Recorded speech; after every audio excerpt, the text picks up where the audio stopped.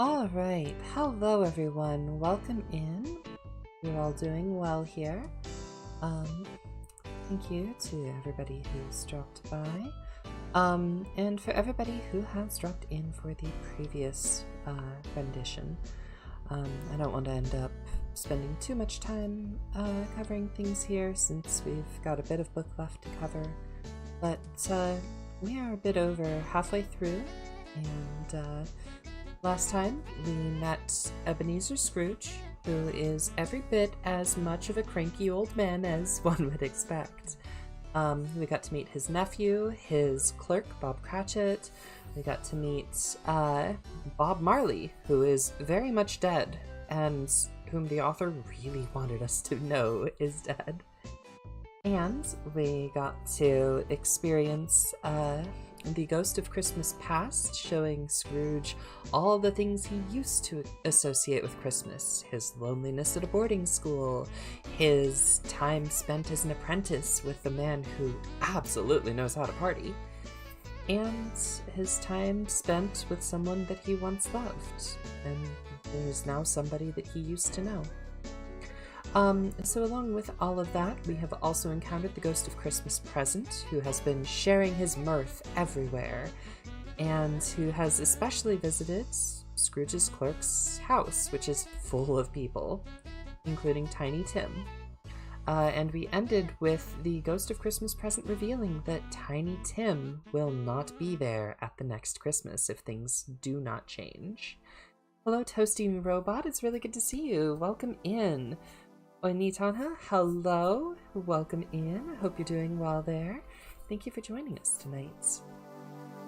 So, let's switch the music over to something just a little bit more overall thematically appropriate. And let's see. I think that will do. And now it is just a matter of finding where to put my book. Here we go. By this time, it was getting dark and snowing pretty heavily, and as Scrooge and the Spirit went along the streets, the brightness of the roaring fires in the kitchens, parlors, and all sorts of rooms was wonderful. Here the flickering blaze showed preparations for a cozy dinner, with hot plates baking through and through before the fire, and deep red curtains ready to be drawn to shut out the cold and darkness. There, all the children of the house were running out into the snow to meet their married sisters, brothers, cousins, uncles, aunts, and be the first to greet them.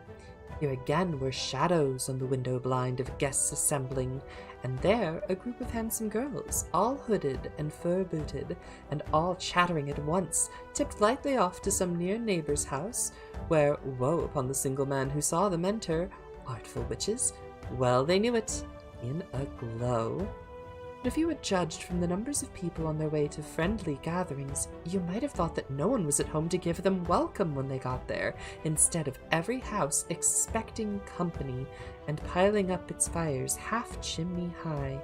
Oh, is the music a little bit loud? Thank you for letting me know. Let me drop the volume there a little bit, and we'll try that.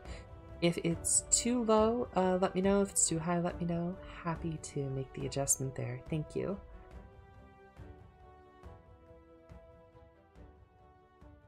Let's see here. Blessings on it, how the ghost exulted! How it bared its breadth of breast, and opened its capricious palm, and floated on, outpouring with a generous hand its bright and harmless mirth on everything within its reach. The very lamplighter who ran along before, dotting the dusky streets with specks of light, and who was dressed to spend the evening somewhere, laughed out loudly as the Spirit passed, though little kerned the lamplighter that he had any company but Christmas. And now, without a word of warning from the ghost, they stood upon a bleak and desert moor, where monstrous masses of rude stone were cast about as though it were the burial place of giants. I'm glad to hear it's sounding better now. And water spread itself wheresoever it listed, or would have done so, but for the frost that held it prisoner, and nothing grew but moss and furze and coarse rank grass. Down in the west, the setting sun had left a streak of fiery red, which glared upon the desolation for an instant like a sullen eye, and frowning lower, lower, lower yet, was lost in the thick gloom of darkest night. "What place is this?" asked Scrooge. "The place where miners live, who labor in the bowels of the earth," returned the spirit. "What, they know me, see!" A light shone from the window of a hut, and swiftly they advanced toward it. Passing through the wall of mud and stone, they found a cheerful company assembled round a glowing fire. An old, old man and woman, with their children and their children's children, and another generation beyond that, all decked out gaily in their holiday attire. The old man, in a voice that seldom rose above the howling of the wind upon the barren waste, was singing them a Christmas song. It had been a very old song when he was a boy, and from time to time they all joined in the chorus. So surely as they raised their voices, the old man got quite blithe and loud, and so surely as they stopped, his vigor sank again. The spirit did not tarry here, but bade Scrooge hold his robe, and passing on above the moor, spread whither? Not to see? To see! To Scrooge's horror, looking back, he saw the last of the land, a frightful range of rocks behind them, and his ears were deafened by a thundering wave of water as it rolled and roared and raged across the dreadful caverns it had worn, and fiercely tried to undermine the earth. Built upon a dismal reef of sunken rocks, some leagues or so from the shore, on which the waters chafed and dashed the wild year through, there stood a solitary lighthouse. Great heaps of seaweed clung to its base, and storm birds, born of the wind one might suppose, as seaweed of the water, rose and fell about it like the waves they skimmed. But even here 2 men who watched the light had made a fire that through the loophole in the thick stone wall shed out a ray of brightness on the awful sea. Joining their horny hands over the rough table at which they sat, they wished each other Merry Christmas in their can of grog, and of them the elder too, with his face all damaged and scarred with hard weather, as the figurehead of an old ship might be, struck up a sturdy song that was like a gale in itself. Again the ghost sped on, above the black and heaving sea, on, until being far away, as he told Scrooge, from any shore, they lighted on a ship. They stood beside the helmsman at the wheel, the lookout in the bow, the officers who had the watch, dark, ghostly figures in their several stations, but every man among them hummed a Christmas tune, or had a Christmas thought, or spoke below his breath to his companions of some bygone Christmas day, with homeward hopes belonging to it. And every man on board, waking or sleeping, good or bad, had had a kinder word for another on that day than on any day in the year, and had shared to some extent in its festivities, and had remembered those he cared for at a distance, and had known that they delighted to remember him.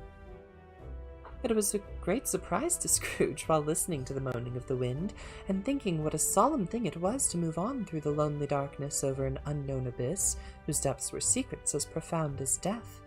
It was a great surprise to Scrooge, while thus engaged, to hear a hearty laugh. It was a much greater surprise to Scrooge to recognize it as his own nephew's, and to find himself in a bright, dry, gleaming room, with the spirit standing smiling by his side and looking at that same nephew with approving affability.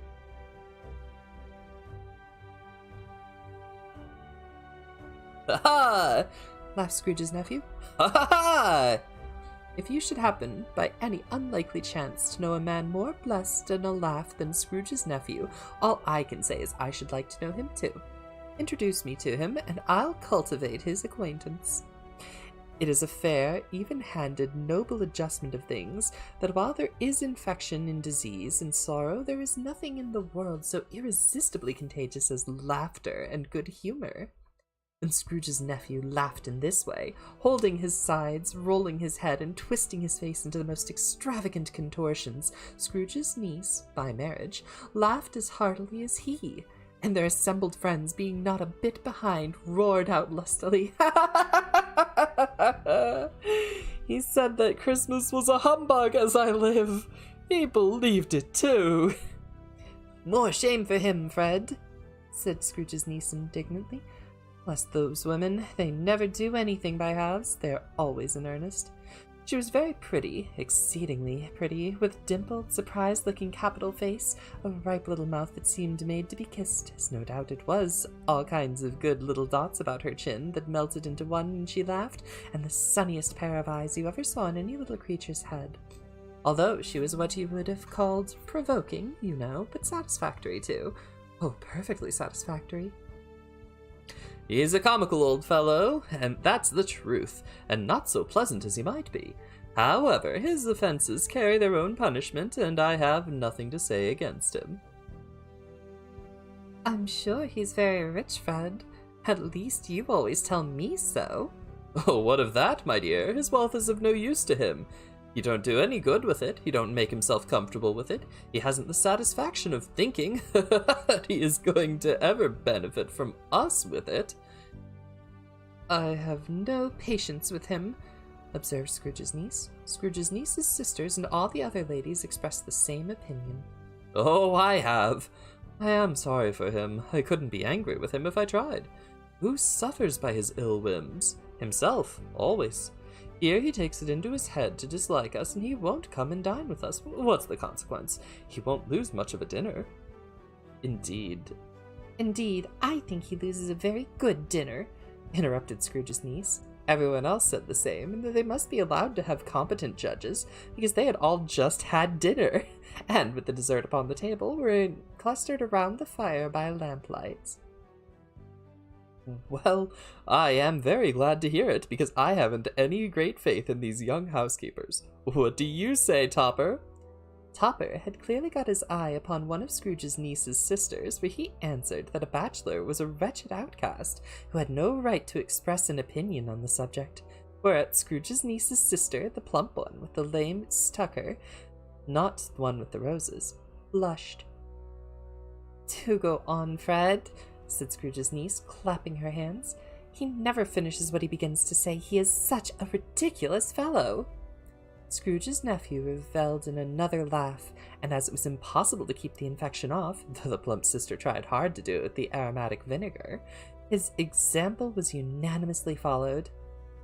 I was only going to say that the consequence of his taking a dislike to us and not making merry with us is, as I think, that he loses some pleasant moments which could do him no harm.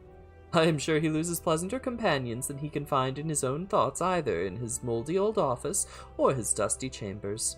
I mean to give him the same chance every year, whether he likes it or not, for I pity him. He may rail at Christmas till he dies, but he can't help thinking better of it. I defy him, if he finds me going there in good temper year after year and saying, Uncle Scrooge, how are you? If it only puts him in the vein to leave his poor clerk £50, that's something. And I think I shook him yesterday. It was their turn to laugh now at the notion of his shaking Scrooge. But being thoroughly good-natured and not having much cared what that laughed at, so that they laughed at any rate, he encouraged them in their merriment, and passed the bottle joyously. After tea they had some music, for they were a musical family, and knew what they were about when they sung a glee or catch. I assure you, especially Topper, who could growl away in the bass like a good one, and never swell the large veins in his forehead, or get red in the face over it. Scrooge's niece played well upon the harp, and played, among other tunes, a simple little air, a mere nothing, you might learn to whistle it in 2 minutes, which had been familiar to the child who fetched Scrooge from the boarding school, as he had been reminded of the ghost of Christmas past. When this strain of music sounded, all the things that Ghost had showed him came to his mind. He softened more, and thought that if he could have listened to it often, years ago, he might have cultivated the kindness of life for his own happiness with his own hands, without resorting to the sexton's spade that buried Jacob Marley. But they didn't devote the whole evening to music. After a while, they played forfeits, for it is good to be children sometimes, and never better than at Christmas, when the mighty founder was a child himself. Stop, there was a game at Blind Man's Bluff. Of course there was, and I no more believe Topper was really blind than I believe he had eyes in his boots. My opinion is that it was a done thing between him and Scrooge's nephew, and the ghost of Christmas Present knew it. The way he went after that plump sister in lace tucker was an outrage on the credulity of human nature. Knocking down the fire irons, tumbling over chairs, bumping up against the piano, smothering himself among the curtains. Wherever he went, there he went. Wherever she went, there went he. He always knew where the plump sister was. He wouldn't catch anybody else. If you had fallen up against him as soon as some of them did, and stood there, he would have made a feint of endeavoring to seize you, which would have been an affront to your understanding, and would instantly have sidled off in the direction of the plump sister. She often cried out that it wasn't fair, and it really was not. But when at last he caught her, when in spite of all her silken rustlings and her rapid flutterings past him, he got her in a corner whence there was no escape, then his conduct was the most execrable. His pretending not to know her, his pretending that it was necessary to touch her headdress, and further assure himself of her identity by pressing a certain ring upon her finger, and a certain chain about her neck, was vile, monstrous. No doubt she told him her opinion of it, when another blind man being in office, they were so very confidential together, behind the curtains. Scrooge's niece was not one of the Blind Man's Bluff party, but was made comfortable with a large chair and a footstool in a snug corner where the ghost and Scrooge were close behind her. She joined in the forfeits and loved her love to admiration with all the letters of the alphabet.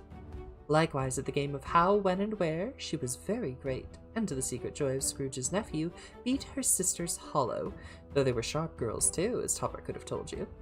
There might have been 20 people there, young and old, but they all played, and so did Scrooge, for, wholly forgetting the interest he had in what was going on, that his voice made no sound in their ears, he sometimes came out with his guess quite loud, and very often guessed right too, for the sharpest needle, the best Whitechapel, wanted not to cut in the eye, was not sharper than Scrooge, blunt as he took his head to be. The ghost was greatly pleased to find him in this mood, and looked upon him with such favour that he begged like a boy to be allowed to stay until the guest departed. But this, the spirit said, could not be done. Here's a new game. 1/2 hour, spirit, only one. It was a game called Yes and No, where Scrooge's nephew had to think of something, and the rest must find out what, he only answering to their questions yes or no, as was the case.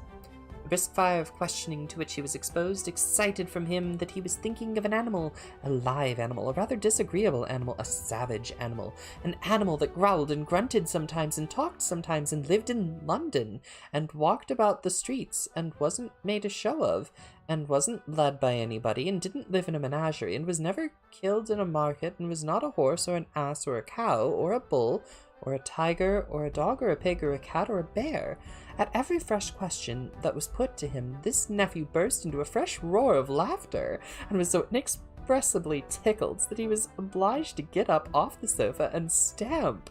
At last, the plump sister, falling into a similar state, cried out, "I have found it! I know what it is, Fred! I know what it is!" "What is it?" "It's your Uncle Scrooge!" Which it certainly was. Admiration was the universal sentiment, though some objected that the reply to "Is it a bear?" ought to have been yes, inasmuch as an answer in the negative was sufficient to have diverted their thoughts away from Mr. Scrooge, supposing they ever had any tendency that way.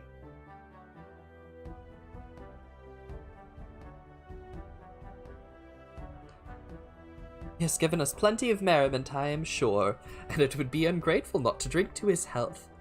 Here is a glass of mulled wine, ready to our hand at the moment, and I say, Uncle Scrooge! Well, Uncle Scrooge, they cried. A Merry Christmas and a Happy New Year to the old man, wherever he is, said Scrooge's nephew. He wouldn't take it from me, but may he have it nevertheless. Uncle Scrooge. Hello, Naruto. Welcome in. Thank you for joining us. Uncle Scrooge had imperceptibly become so gay and light of heart that he would have pledged the unconscious company in return, and thanked them in an audible speech if the ghosts had given him time. The whole scene passed off in the breath of the last words spoken by his nephew, and he and the spirit were again upon their travels. Much they saw, and far they went. Many homes they visited, but always with a happy end. The spirits stood beside sick beds, and they were cheerful. On foreign lands they were close at home. By struggling men they were patient in their greater hope. By poverty, and it was rich. In almshouse, hospital, and jail, in misery's every refuge, where a vain man in his little brief authority had not made fast the door, and barred the spirit out, he left his blessing, and taught Scrooge his precepts. It was a long night, if it were only a night, but Scrooge had his doubts of this, because the Christmas holidays happened to be condensed into the space of time they passed together. It was strange, too, that while Scrooge remained unaltered in his outward form, the ghost grew older, clearly older. Scrooge had observed this change, but never spoke of it until they left a children's 12th night party, when, looking at the spirit as they stood together in an open space, he noticed that its hair was gray. "Are spirits' lives so short?" asked Scrooge. My life upon this globe is very brief. Ends tonight. Tonight? Tonight at midnight. Hark, the time is drawing near. Chimes were ringing 11:03 at that moment. "Forgive me if I am not justified in what I ask," said Scrooge, looking intently at the spirit's robe, "but I see something strange and not belonging to yourself protruding from your skirts. Is it a foot or a claw?"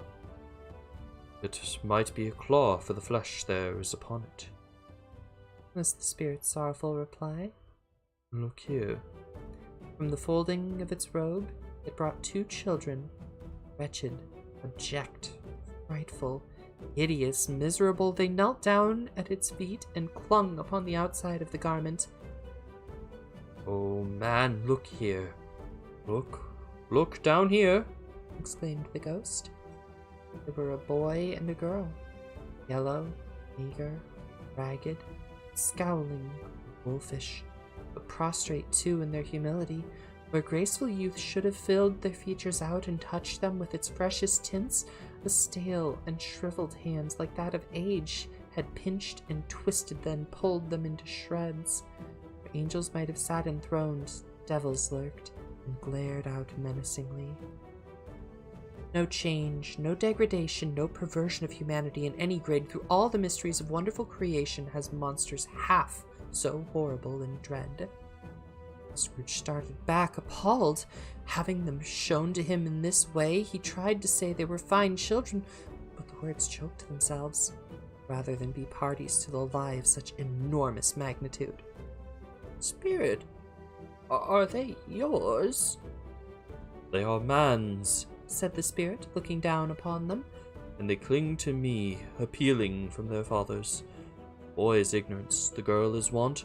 Beware them both and all their degree, but most of all beware this boy, for in his brow I see that written which is doom unless the writing be erased. Deny it, cried the spirit, stretching out his hand toward the city. Slander those who tell it ye, admit it for your facetious purposes, and make it worse, and bide the end. Have they no refuge or resource? Are there no prisons? Said the spirit, turning on him for the last time with his own words. Are there no workhouses? Bell struck 12.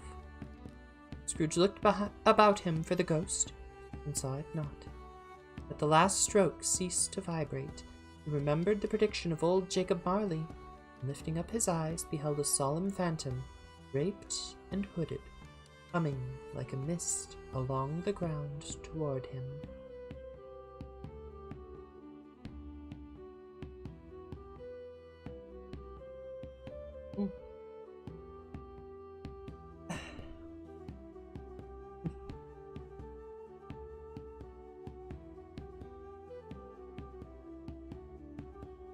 Day 4, The Last of the Spirits.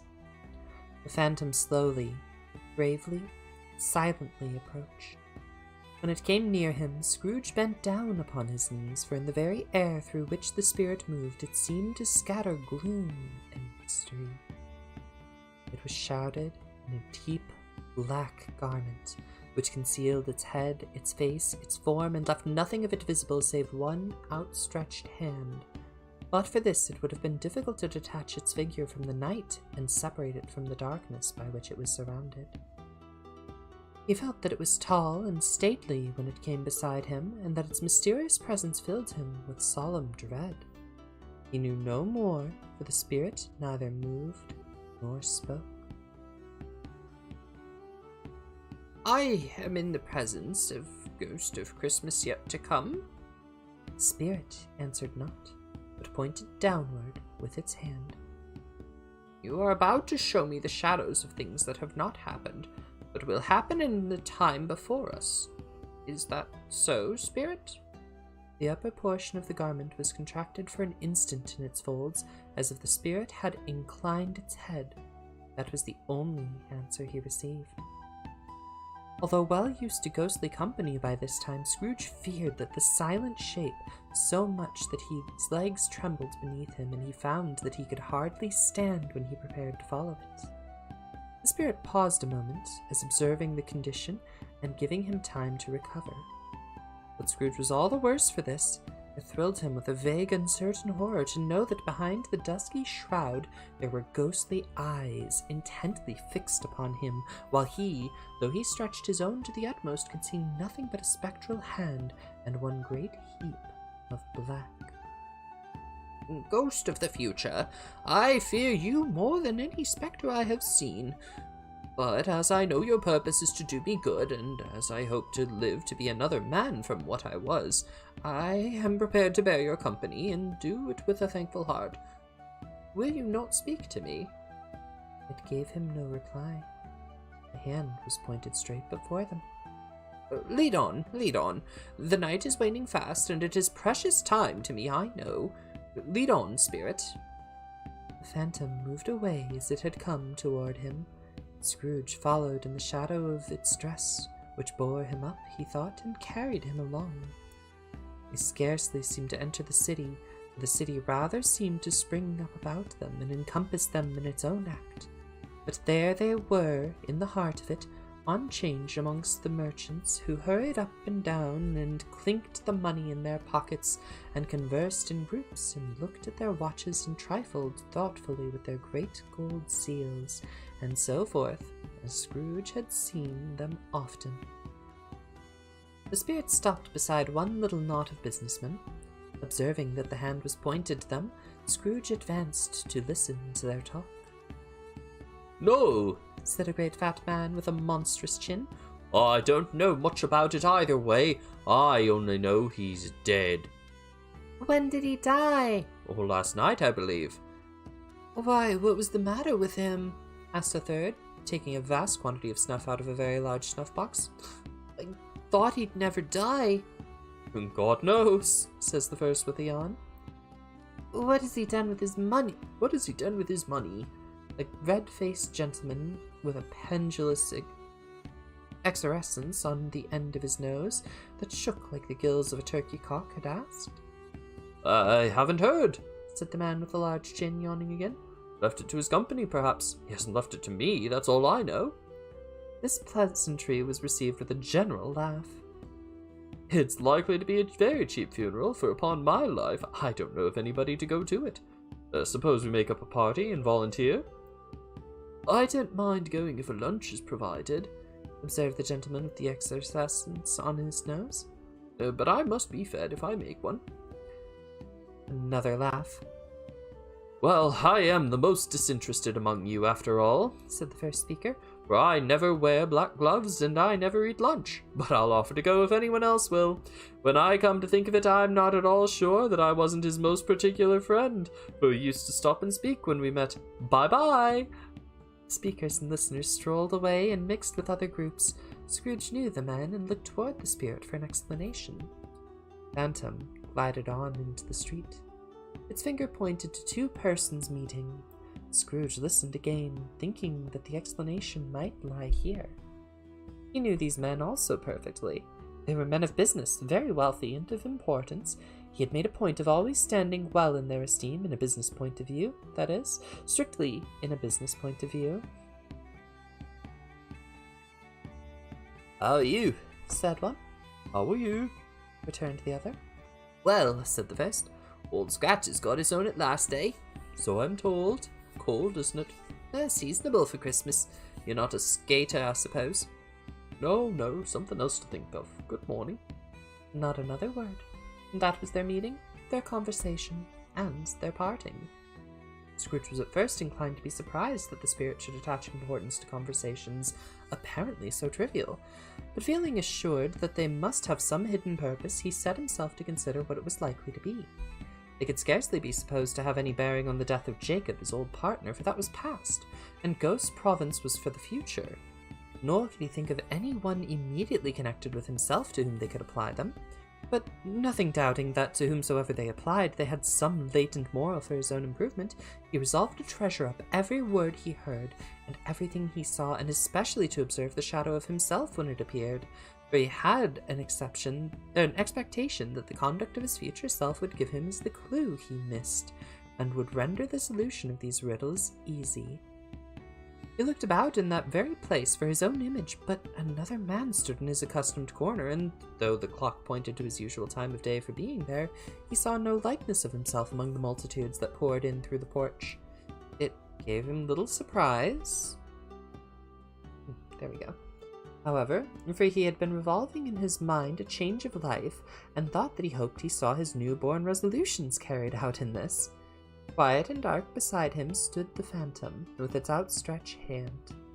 When he roused himself from his thoughtful quest, he fancied from the turn of his hand and its situation in reference to himself, the unseen eyes were looking at him keenly. It made him shudder, feel very cold. They left the busy scene and went into an obscure part of town where Scrooge had never penetrated before, although he recognized its situation and its bad repute. The ways were foul and narrow, the shops and houses wretched, the people half-naked, drunken, slipshod, ugly.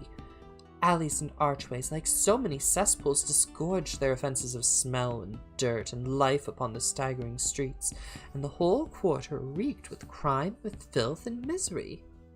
Far in this den of infamous resort, there was a low-browed, beetling shop with a penthouse roof where old iron rags, bottles, bones, and greasy offal were brought. Upon the floor within were piled up heaps of rusty keys, nails, chains, hinges, files, scales, weights, and refuse iron of all kinds. Secrets that few would like to scrutinize were bred and hidden in mountains of unseemly rags, masses of corrupted fat, and sepulchres of bones. Sitting in among the wares he dealt in, by a charcoal stove made of old bricks, was a grey-haired rascal of nearly 70 years of age, who had seemed himself from the cold air without by a frowsy curtaining of miscellaneous tatters hung upon a line, and smoked his pipe in all the luxury of calm retirement. Scrooge and the Phantom came into the presence of this man just as a woman with a heavy bundle slunk into the shop. But she had scarcely entered when another woman, similarly laden, came in too, and she was closely followed by a man in faded black who had no less startled by the sight of them than they had been upon the recognition of each other. After a short period of blank astonishment in which the old man with his pipe had joined them, they all three burst out in laugh.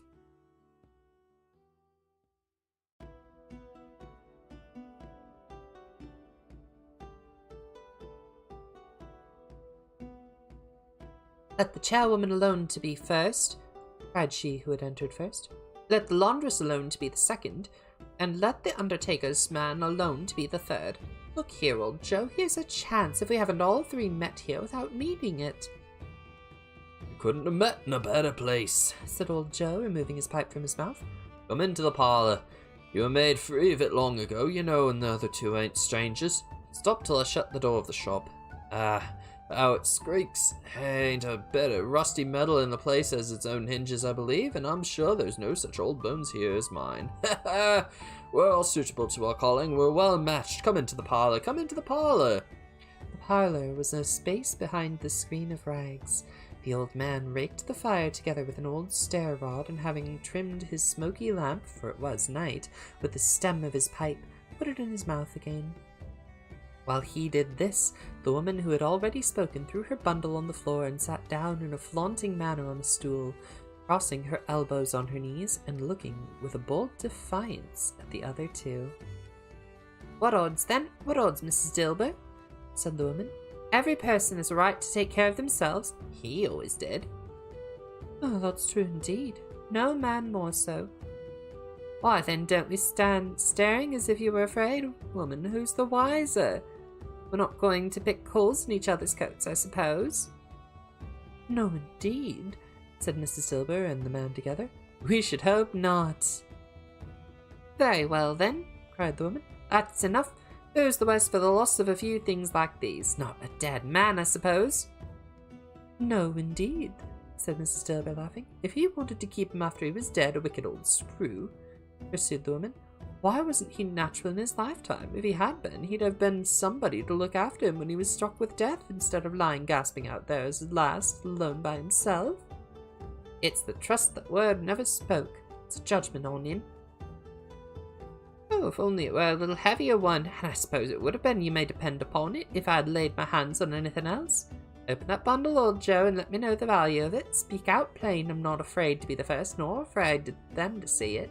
We knew pretty well what we were helping ourselves before we met here, I believe. It's no sin. Open the bundle, Joe."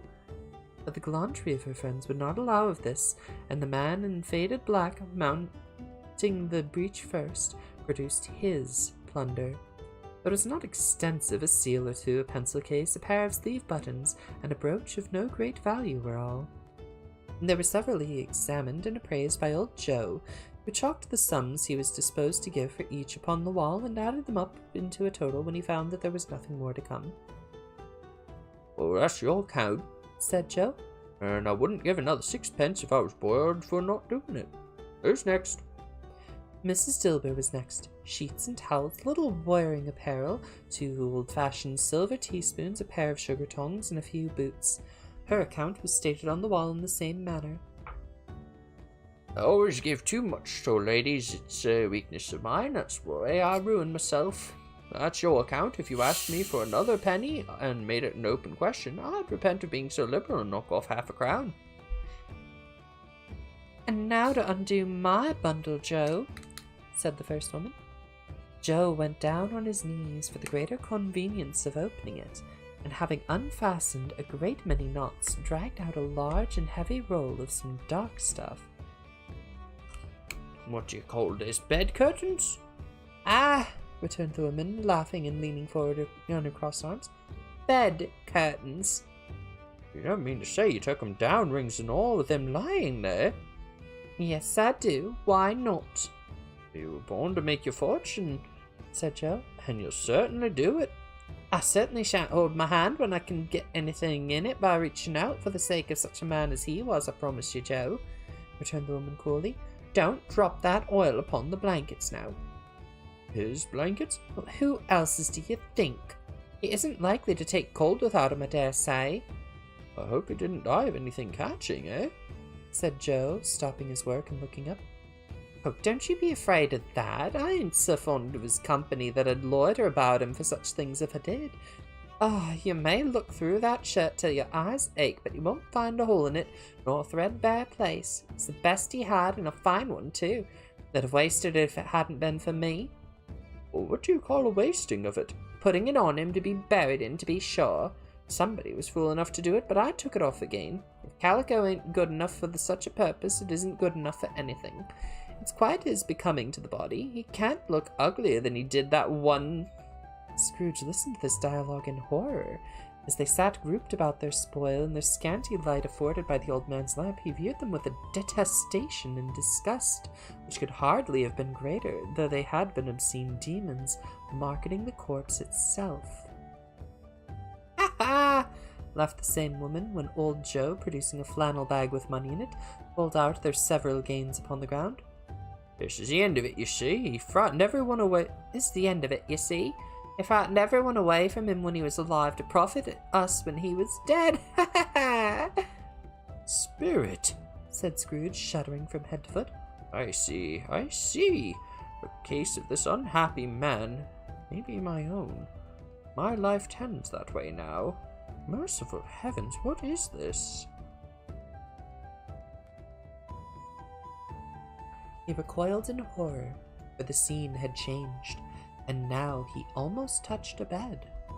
A bare, uncurtained bed, on which, beneath a ragged sheet, there lay something covered up, which, though it was dumb, announced itself in awful language. The room was very dark, too dark to be observed with any accuracy, though Scrooge glanced around it in obedience to a secret impulse, anxious to know what kind of room it was. Pale light, rising in the outer air, fell straight upon the bed, and on it, plundered and bereft, unwatched, unwept, uncared for, was the body of this man. Scrooge glanced toward the phantom. Its steady hand was pointed to the head. The cover was so carelessly adjusted that the slightest raising of it, the motion of a finger upon Scrooge's part, would have disclosed the face. He thought of it now, felt how easy it would be to do, and longed to do it, but had no more power to withdraw the veil than to dismiss the spectre at his side.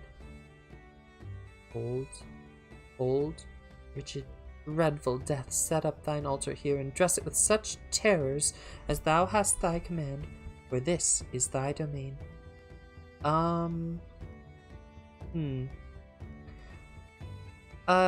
Please let me know if you're experiencing some buffering. I am seeing reported on my app that may be the case. So if it is, feel free to let me know. Oh, Winnie, have a wonderful sleep. Thank you for dropping in as long as you did, and I hope that you get to enjoy the story as you rest. But of the loved, revered, and honored head, thou canst not turn one hair to thy dead purpose, for make one feature odious. It is not that the hand is heavy and will fall down when released. It is not that the heart pulses are still. The hand was open, generous and true, the heart brave, warm, and tender, and the pulse a man's. Strike, Shadow, strike, and see his good deed springing from the wound to sow the world with life immortal. No voice produced these words in Scrooge's ears, and yet he heard them when he looked upon the bed. He thought, if this man could be raised up now, what would be his foremost thoughts? Avarice, hard dealing, griping cares, they have brought to him to a rich end truly. He lay in the dark, empty house, with not a man, a woman, or a child to say he was kind to me in this or that, and for the memory of one kind word I will be kind to him. A cat was tearing at the door, and there was a sound of gnawing rats beneath the hearthstone. What they wanted in the room of death, and why they were so restless and disturbed, Scrooge did not dare to think.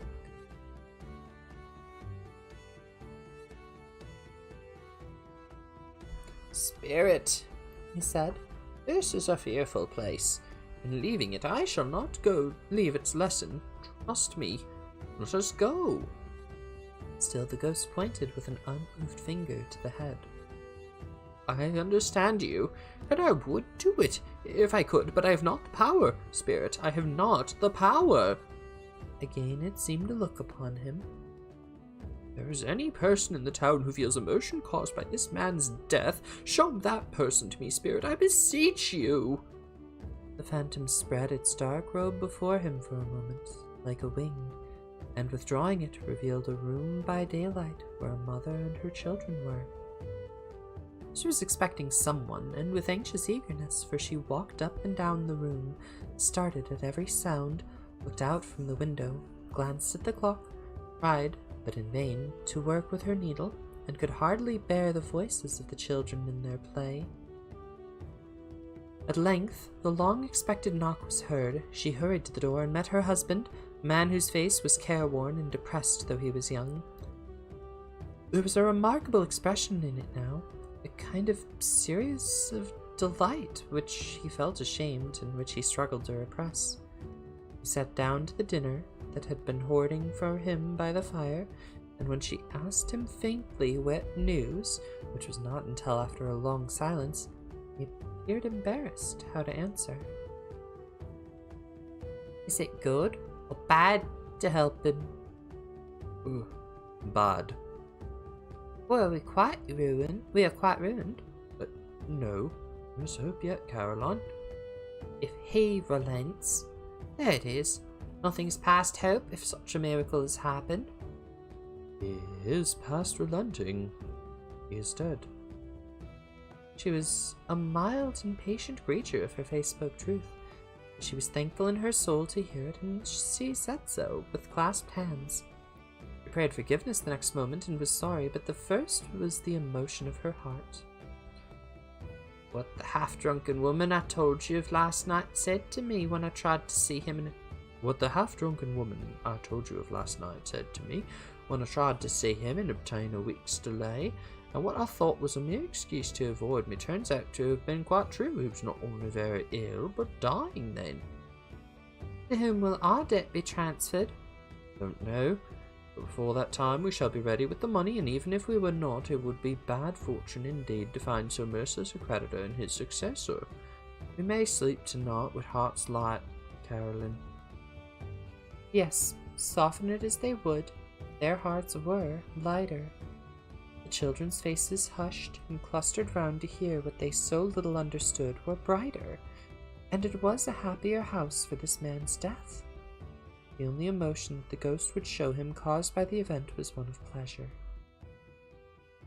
Let me see some tenderness connected with a death, or that dark chamber spirit which we left just now will be forever present to me.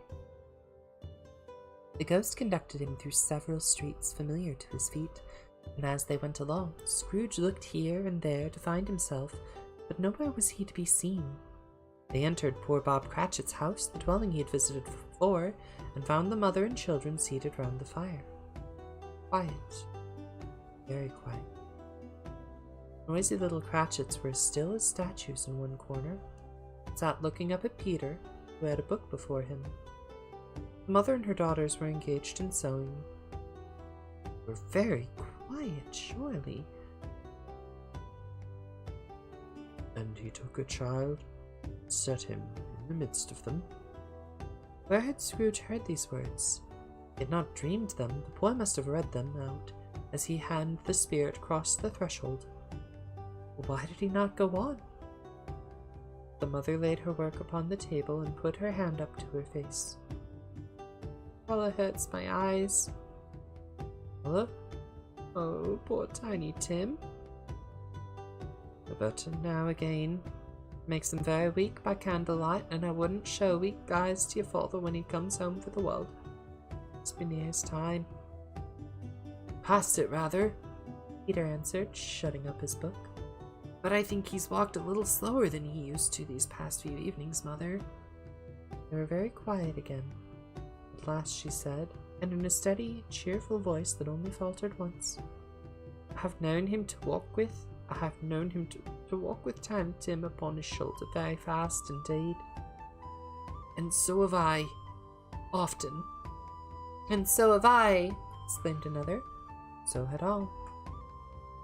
But he was very light to carry, she resumed, intent upon her work, and his father loved him, and so that it was no trouble. No trouble. And there's your father at the door. She hurried out to meet him, and little Bob and his comforter, he had need of it, poor fellow, came in. His tea was ready for him on the hob, and they all tried who should help him to it the most. When the two young Cratchits got up on his knees and laid, each child, a little cheek against his face, as if they said, Don't mind it, father. Don't be grieved. Bob was very cheerful with them, and spoke pleasantly to all the family. He looked at the work upon the table and praised the industry and speed of Mrs. Cratchit and the girls. They would be long done before Sunday, he said. Sunday? You went to die then, Robert? Yes, my dear. If only you could have gone, it would have done you good to see how green a place it is. But you'll see it often. I promised him I would walk there on the Sunday. My little child. My little child. He broke down all at once. Couldn't help it. If he could have helped it, he and his child would have been farther apart perhaps than they were. He left the room, and went upstairs into the room above, which was lighted cheerfully and hung with Christmas. There was a chair set close beside the child. There were signs of someone having been there lately. Poor Bob sat down in it, and when he had thought a little, composed himself, kissed the little face. He was reconciled to what had happened and went down again, quite happy. They drew about the fire and talked, the girls and the mother working still. Bob told them of the extraordinary kindness of Mr. Scrooge's nephew, whom he had scarcely seen but once, and who, meeting with him in the street that day, seeing that he looked just a little down, you know, said Bob, inquired what had happened of distress him. On which, why, he is the quietest spoken gentleman you ever heard. Told him, I'm heartily sorry for it, Mr. Cratchit, and I'm heartily sorry for your good wife. By the by, how he ever knew that, I don't know. Knew what, my dear? Why, that you were a good wife. Everybody knows that. Very well observed, my boy. I hope they do.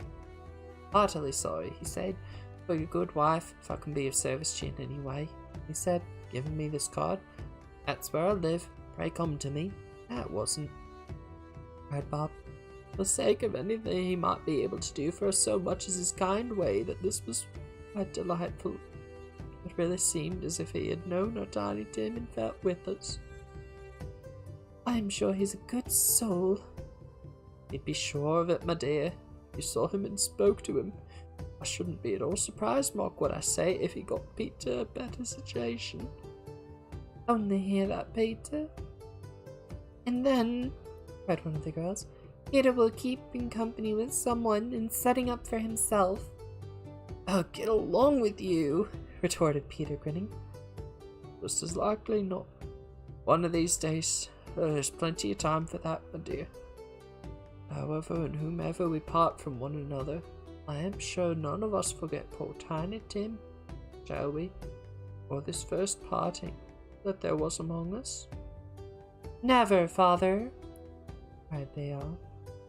And I know, my dears, that when we recollect how patient, how mild he was, although he was a little child, we shall not quarrel amongst ourselves and forget poor Tiny Tim in doing it. No, never, father, they all cried again. I'm very happy. I am very happy.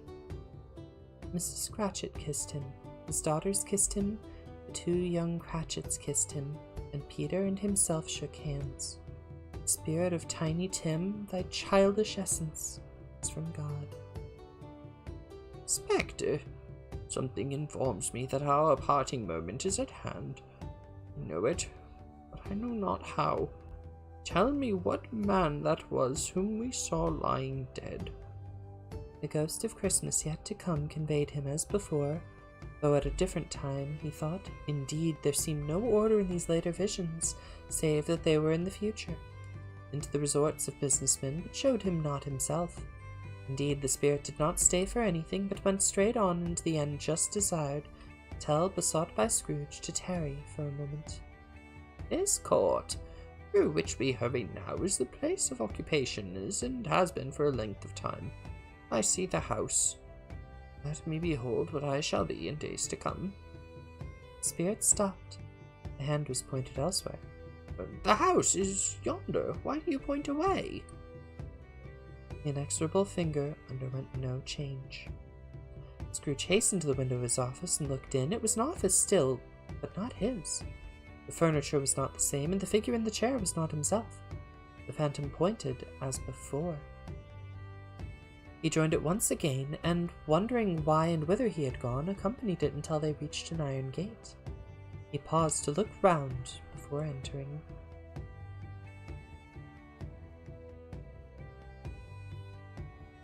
A churchyard. Here, then, the wretched man whose name he had now to learn lay underneath the ground. It was a worthy place. Walled in by houses, overrun by grass and weeds, the growth of vegetation's death, not life, choked up with too much burying, fat with repleted appetite. A worthy place. The spirit stood among the graves and pointed down to one. He advanced toward it, trembling. The phantom was exactly as it had been. He dreaded that he saw new meaning in this solemn shape. Before I draw nearer to that stone to which you point, answer me one question.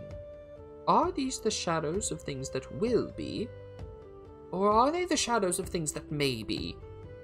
Still the ghost pointed downward to the grave by which it stood. Men's courses will foreshadow certain ends to which, if persevered in, they must lead. But the courses departed from, the ends will change. Say it is thus with what you show me. The spirit was as immovable as ever.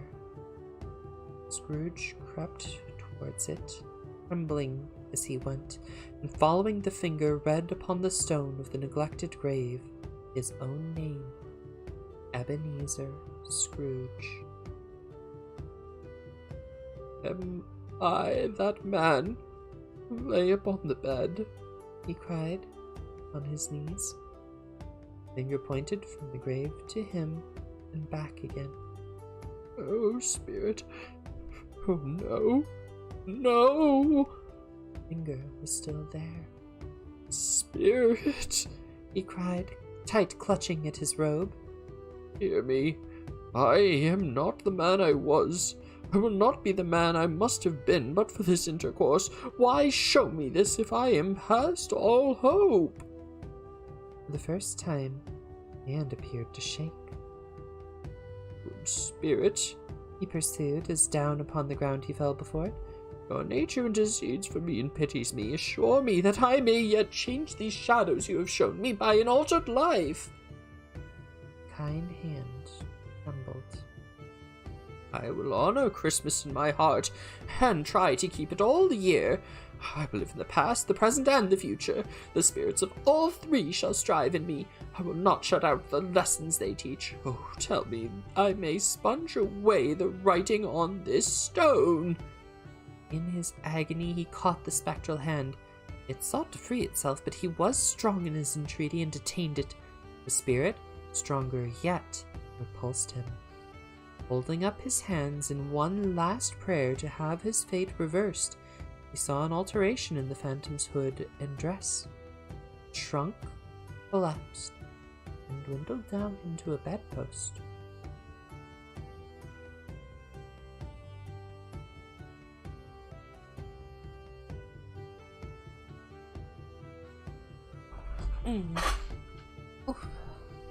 Stay of 5.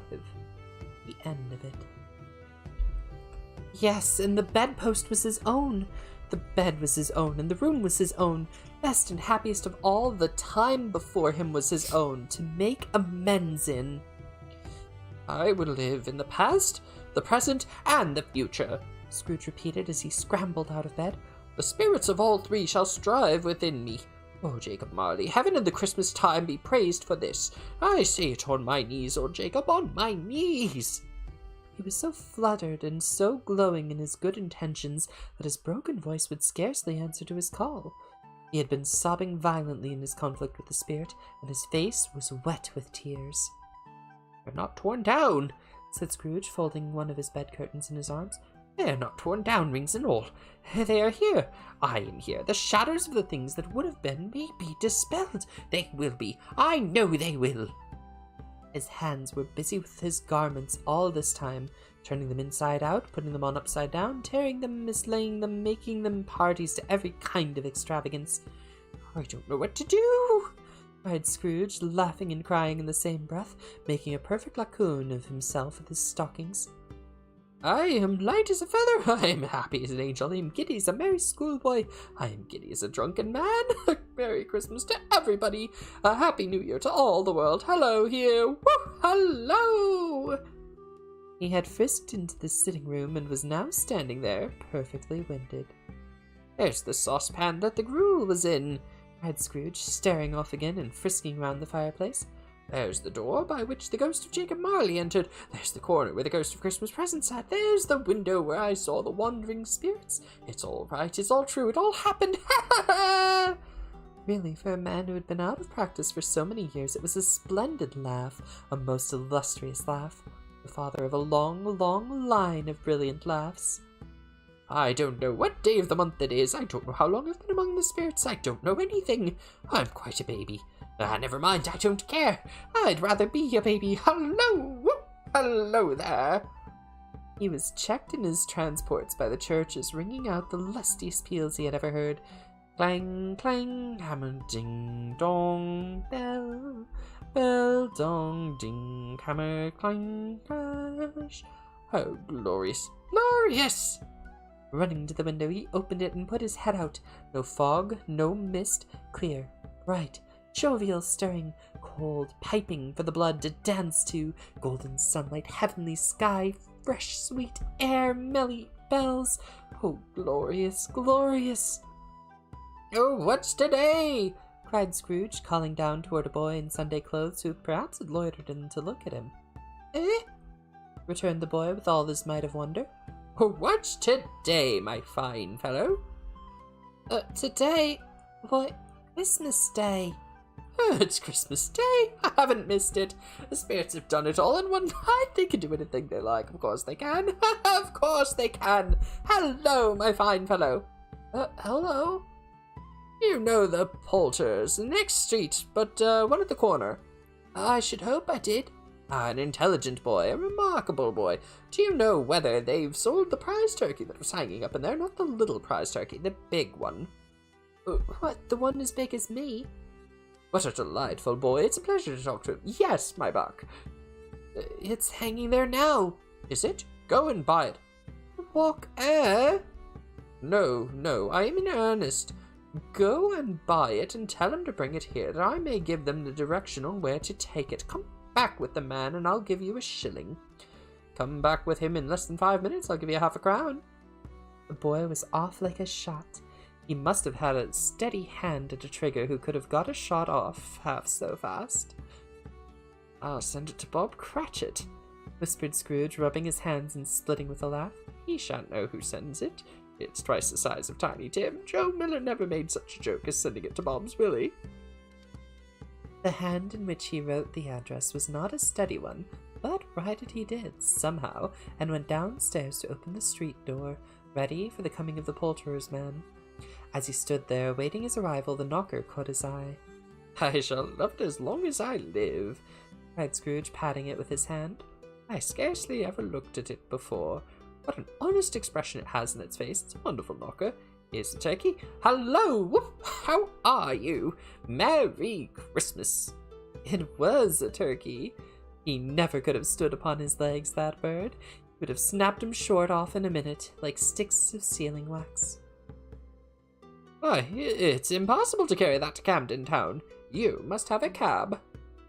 The chuckle with which he said this, and the chuckle with which he paid for the turkey, and the chuckle with which he paid for the cab, or the chuckle with which he recompensed the boy, were only to be exceeded by the chuckle with which he sat down breathless in his chair again, chuckled till he cried.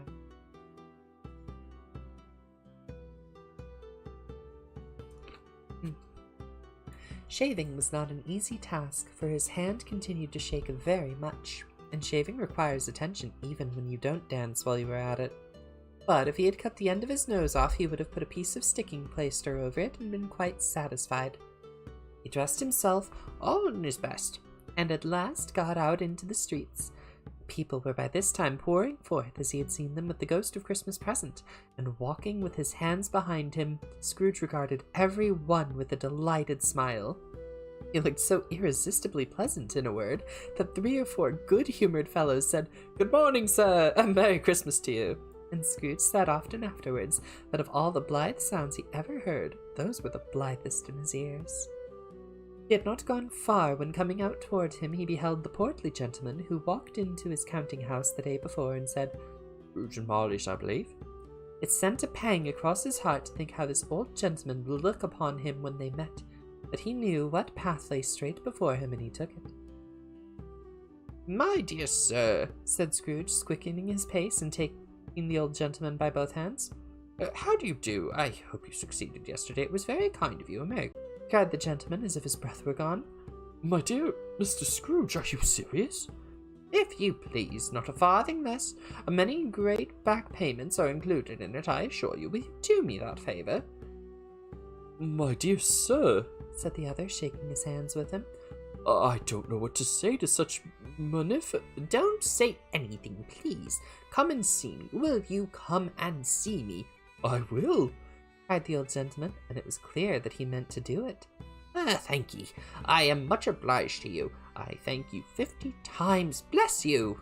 He went to church and walked about the streets and watched the people hurrying to and fro, and patted children on the head and questioned beggars, and looked down into the kitchens of houses and stood up to windows and found that everything could yield him pleasure. He never dreamed that any walk, that anything, could give him so much happiness. In the afternoon he turned his steps toward his nephew's house. He passed the door a dozen times before he had the courage to go up and knock, but he made a dash and did it. "Is your master at home, my dear?" said Scrooge to the girl. "A nice girl. Heavy." "Yes, sir." "Where is he, my love?" "He's in the dining room, sir, along with the mistress. I'll show you upstairs if you please." "Thank ye." "He knows me well," said Scrooge, with his hand already on the dining room lock. "I'll go in here, my dear." He turned it gently and sidled his face in, round the door. They were looking at the table, which was spread out in great array, for these young housekeepers are always nervous on such points, and like to see that everything is right. "Fred!" said Scrooge. Dear heart alive, how his niece by marriage started. Scrooge had forgotten for the moment about her sitting in the corner with the footstool, or he wouldn't have done it on any account. "Why, bless my soul, who's that?" It is I, your Uncle Scrooge. I have come to dinner. Will you let me in, Fred?" "Let him in? It's a mercy he didn't shake his arm off. He was at home in 5 minutes. Nothing could have been heartier. His niece looked just the same. So did Topper when he came. So did the plump sister when she came. So did everyone when they came. Wonderful party, wonderful games, wonderful unanimity, wonderful happiness." But he was early at the office next morning. Oh, he was early there. If he could only be there first and catch Bob Cratchit coming late, that was the thing he had set his heart upon. And he did it. Yes, he did. The clock struck 9. No Bob. A 1:15. No Bob. He was a full 18 minutes and a half behind his time. Scrooge sat with his door wide open that he might see him come into the tank. His hat was off before he opened the door, his comforter too. He was on his stool in a jiffy, driving away with his pen as if he were trying to overtake 9 o'clock. "Hello?" growled Scrooge in his accustomed voice, as near as he could feign it. "What do you mean by coming here at this time of day?" "I'm very sorry, sir.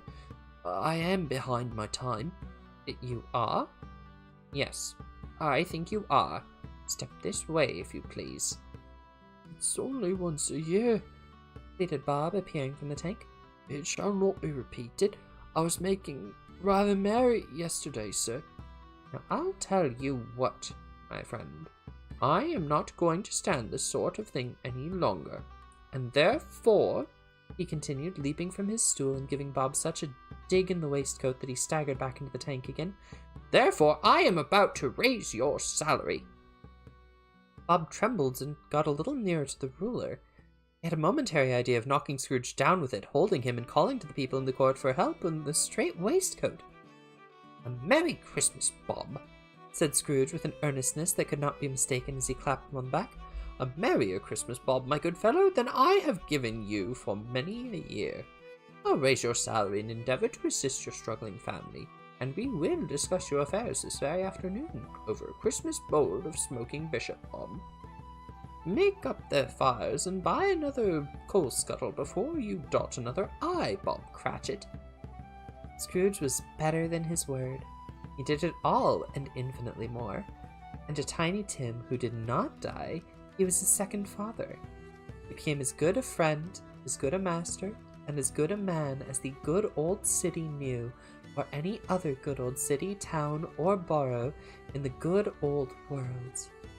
Some people laughed to see the alteration in him, but he let them laugh, and little heeded them, for he was wise enough to know that nothing ever happened on this globe for good, at which some people did not have their fill of laughter in the outset, and knowing that such as these would be blind anyway, he thought it was quite as well that they should have wrinkle up in their eyes and grins, and the malady in less attractive forms. His own heart laughed, and that was quite enough for him. He had no further intercourse with spirits, but lived up to total abstinence principle ever afterwards, and it was always said of him that he knew how to keep Christmas well, if any man alive possessed knowledge. May that be truly said of us and all of us. And so, as Tiny Tim observed, God bless us, every one.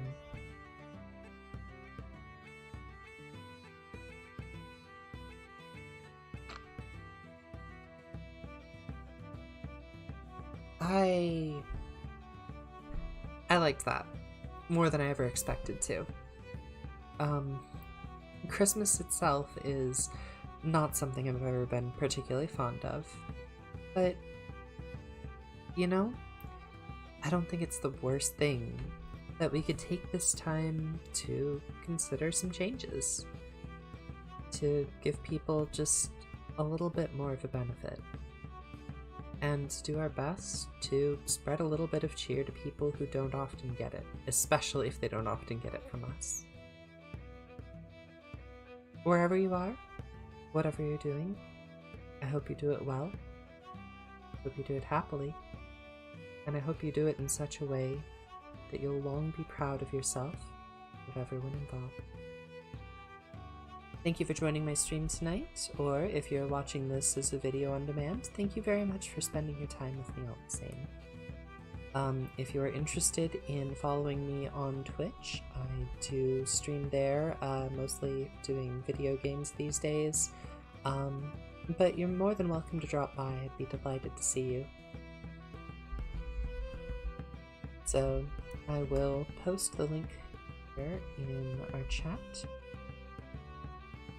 So if for some reason you're interested in following over there, I'll be happy to have you.